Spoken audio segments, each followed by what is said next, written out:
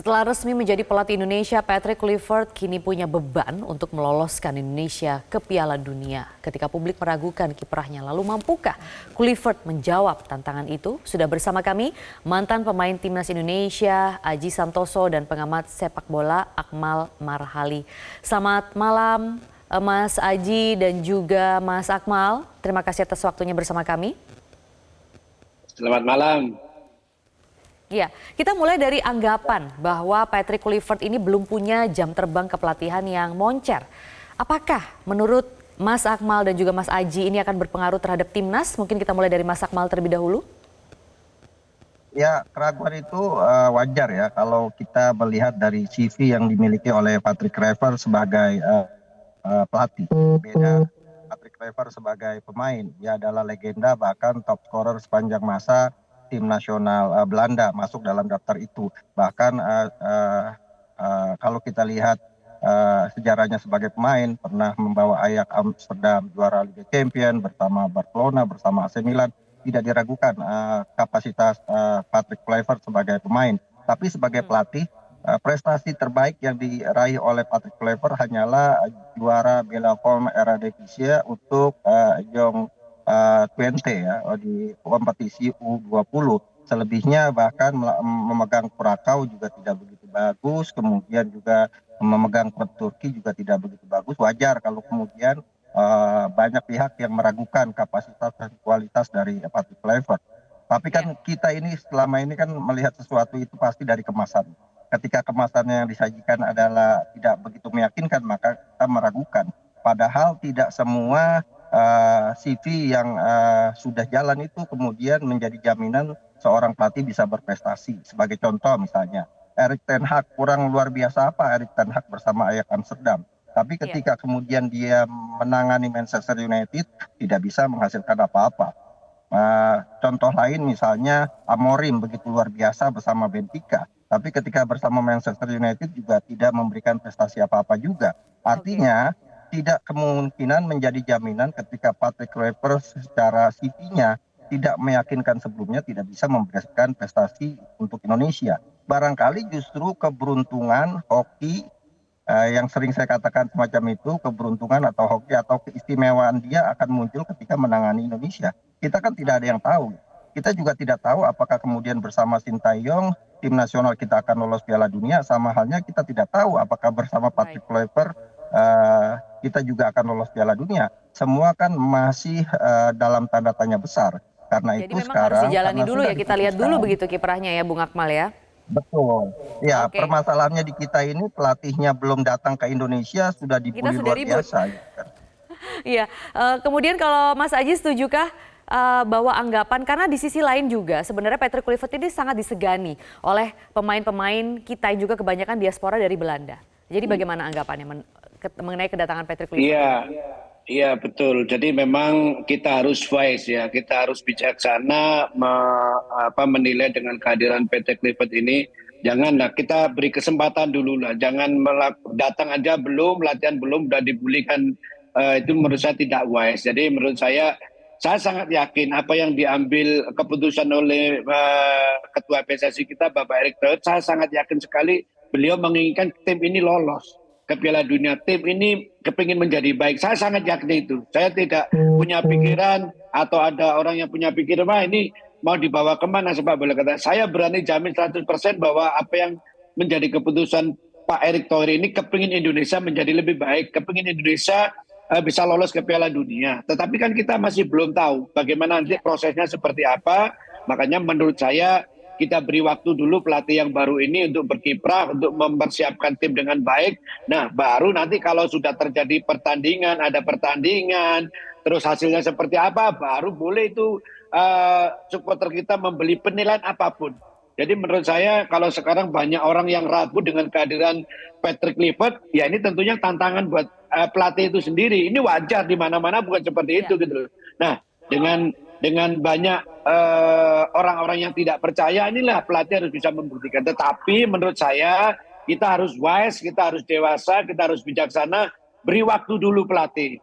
Jangan dibully, belum datang dan dibully kan ini kurang wise kan begitu. Gitu. Seperti itu Mbak Maria. Iya, jadi memang masih belum bisa move on ya masyarakat Indonesia ini dari Ya. pelatih yang sebelumnya, mungkin seperti itu. Oke, tapi berbicara mengenai hal Begini itu. Mbak, Aha.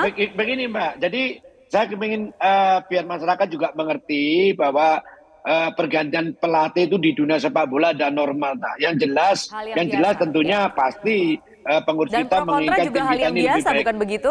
Hal yang biasa, Iya. sekarang tinggal satu, nanti dijawab oleh pelatih Patrick Kluivert, apakah mampu membawa timnas ini berprestasi. Cuman itu aja intinya. Tetapi kalau kita tidak memberi waktu, tidak memberi peluang kan ya sayang gitu loh. Belum apa-apa udah dibully kan, ini nggak wise gitu loh. Baik, baik. Nah sekarang kita bicara mengenai formasi, rencana formasi yang akan Ya. diterapkan begitu ya. Kalau kita tahu bersama bahwa Patrick Kluivert ini biasanya memasang formasi 4-3-2-1. Jadi ada perkiraan formasi Indonesia yang seperti di layar kaca ini. Pemirsa misalnya lini belakang timnas Indonesia diisi oleh 4 kuartet. Ada Kevin Dix, Jay Itzes, Miss Hilgers dan Kelvin Verdong. Nah kemudian juga Martin Paes akan berdiri di bawah Mr. Gawang. Kemudian di lini tengah ada Ivar Jenner dan pemain yang sedang dinaturalisasi juga ada Jairo Rietwold. Kemudian 3 gelandang seperti biasa juga ada Ragnar Oratmangun, Marcelino dan Tom Hay. Dan kemudian posisi lini depan akan menjadi milik oleh Romene. Nah anggapan atau tanggapan dari Bung Akmal terlebih dahulu mengenai rencana perubahan skema kita jadi 4-3-2-1 ini seperti apa? Cocok tidak dengan timnas kita? Ya, yang pertama ingin saya katakan setiap pelatih, ya Coach Aji misalnya pasti punya filosofi sendiri yang kemudian menjadi karakter dia sebagai seorang pelatih. Jadi kalau kemudian Patrick Kluivert juga datang, pastinya akan ada sedikit perubahan, tapi tidak banyak. Yang harus dilakukan oleh Patrick Kluivert adalah yang pertama dia harus mengenal pemainnya satu demi satu, baik itu karakter bermain maupun juga hal-hal yang sifatnya di luar lapangan. Misalnya jangan sampai kemudian kesalahan miskomunikasi yang terjadi sebelumnya karena tidak mengenal karakter pemain di luar lapangan sehingga kemudian akhirnya terjadi miskomunikasi yang memunculkan friksi di dalam. Itu yang pertama. Yang kedua, Patrick Kluivert juga harus mengenal budaya Indonesia terlebih dahulu sehingga kemudian dia bisa memasukkan filosofi bermain sepak bolanya ke dalam tim nasional Indonesia. Yang paling mungkin adalah bahwa kita tahu bahwa Patrick Kluivert orang Belanda pasti gaya atau filosofi sepak bolanya yang ditanamkan sejak usia muda itu adalah filosofi total football. Bermain total baik dalam bertahan maupun dalam menyerang. Permainan sepak bola yang agresif lah seperti itu. Tapi kemudian apakah pola ini nanti bisa diterapkan dengan misalnya kombinasikan pemain kita ini kombinasi antara pemain lokal Indonesia dengan Ya. pemain diaspora. Oke lah mayoritas tadi disebutkan adalah pemain diaspora. Tapi pemain diaspora ini juga belum tentu akan masuk line up-nya dari Kluivert kalau dia belum mengenal karakter masing-masing karena bisa jadi misalnya ditempatkan di sini Marcelino. Saya justru kalau saya ditanya Marcelino tempatkan di mana? Saya lebih condong Marcelino sebagai pemain nomor 10 gitu, dibandingkan Baik. dia harus main di winger karena Marcelino ketika main dengan di posisi gelandang menyerang itu terlihat sekali bagaimana dia bisa tampil luar biasa ketika melawan Arab Saudi. Tapi waktu Sintayong meletakkan dia sebagai winger kiri atau winger kanan, maka permainannya menjadi tidak efektif. Jadi menurut saya kita terlalu dini kalau kemudian kita mengkalkulasi siapa yang akan menjadi starting line up-nya dari Kluivert. Yang pasti Oke. akan ada beberapa pemain mungkin yang tadinya jadi pemain inti bisa jadi kemudian dicadangkan setelah Patrick Kluivert melihat dalam beberapa pertemuan dengan pemain-pemainnya filosofi apa yang mau dia mainkan, siapa yang bisa menyerap filosofinya Baik. itu, kemudian ditemukan beberapa pemain utama walaupun misalnya ya dengan 16 pemain diaspora kemungkinan besar adalah mayoritas di antara mereka adalah yang akan menjadi tim utama di sana. Kenapa? Baik. Karena kemudahan dalam hal berkomunikasi karena termasuk di Oke. dalamnya adalah Sama-sama filosofi. begitu ya kebanyakan dari Belanda ya. Ya, filosofi bermainnya sudah saling mengenal lah, sudah tahu dari usia muda.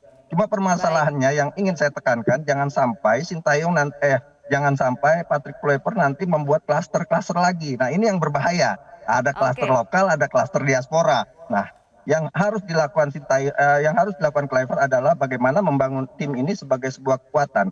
Dan PR yang paling saya harapkan adalah Patrick Kluivert harus bisa bahasa Indonesia secepatnya.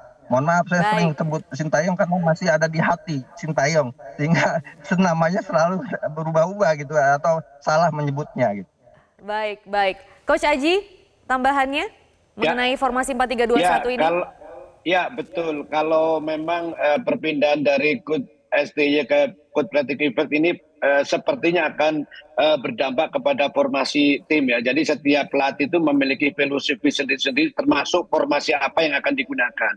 Selama ini kita tahu STY lebih banyak menggunakan 3 center back, tetapi menurut saya kalau Patrick Clifford ini kemungkinan besar akan menggunakan 4 pemain belakang. Kenapa? Karena yang pertama dia ketika dulu main di Ajax dia juga formasinya belakang 4. Hampir semua tim yang diikuti Patrick Clifford ini memakai 4 belakang, bahkan tim nasional Belanda pun juga seperti itu, sangat jarang sekali menggunakan 3 back gitu. Jadi menurut saya kemungkinan besar memang akan berubah masalah formasi pemain ya. Tapi itu tentunya nanti setelah pelatih datang memiliki mengetahui bagaimana karakter pemain, kualitas pemain seperti apa, barulah seperti itu pelatih akan menentukan formasi apa kira-kira yang cocok untuk tim nasional kita. Jadi kemungkinan besar memang masalah formasi, masalah itu akan banyak berubah menurut saya. Mungkin akan ada perubahan. Nah, berbicara mengenai harus lebih mengenal dan karakter, tadi juga Bung Akmal mengatakan mengenal karakter pemain. Nah, ini cukup tidak nanti bagi pelatih baru kita ini, Clifford, yang datang karena pemain ini baru bisa berkumpul katanya sepekan sebelum laga melawan Australia. Kira-kira bagaimana itu Bung Akmal?